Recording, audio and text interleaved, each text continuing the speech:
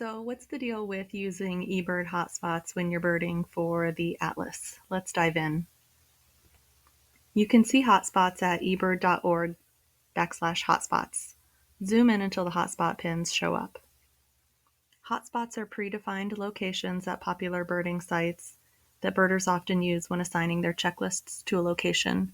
This can be a useful tool because it aggregates the observations of multiple birders at a location over time.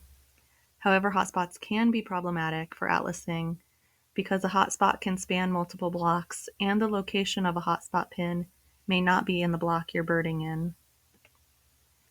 It is okay to use a hotspot pin for your atlas checklist location if the hotspot is contained within a single block, the hotspot pin is less than a mile from where you birded, and the hotspot reflects the habitat you birded in. If these conditions aren't met, or if there is no nearby hotspot, you should choose a personal location for your checklist instead.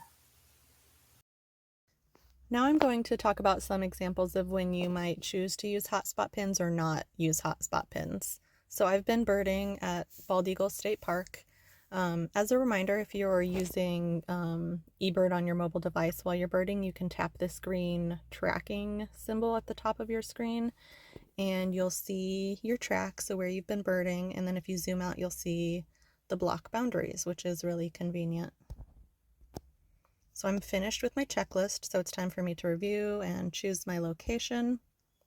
So this is the point at which eBird shows me all of the hotspot pins that are around me. So now it's time to think about if it makes sense to use one of these pins or to choose a personal location. Because remember, we want our birding observations to be linked to a nice precise area for the atlas and to a more precise habitat. So some of these pins are more sort of generic. So this one is just for Bald Eagle State Park, but then some of them can be for nice precise locations like this Route 150 overlook. So you need to think about where you've been birding.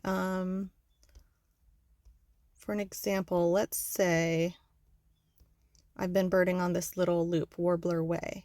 If I wasn't atlasing, I would possibly just select this hotspot pin right here, Sunken Road Overlook, because it's very close, and that might make sense. But if you're atlasing, you can see that this pin is actually in a different block than where you were birding if you were on that loop. So in that case, you would want to not use that pin. You would want to select a personal location. So to do that, you long tap in your birding location. eBird gives you the option to create a location, so I tap that. Now I can just use the name that eBird populates for me.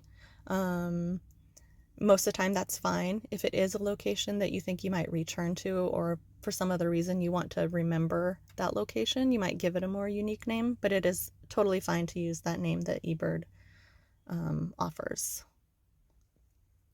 That was not my birding location though, so I'm going to close that. I was actually birding over here by Lower Greens Run, and eBird has given me that as an option. So I can see that that hotspot pin isn't super close to a block boundary. It's actually quite close to where I was birding. I recorded some birds here on this little peninsula and then some that were close by in the water. So I think in this case it's actually appropriate for me to use that pin. So I'm going to select that. Please keep in mind that Bald Eagle does have a lot of hotspot pins as options because it's a very well birded area.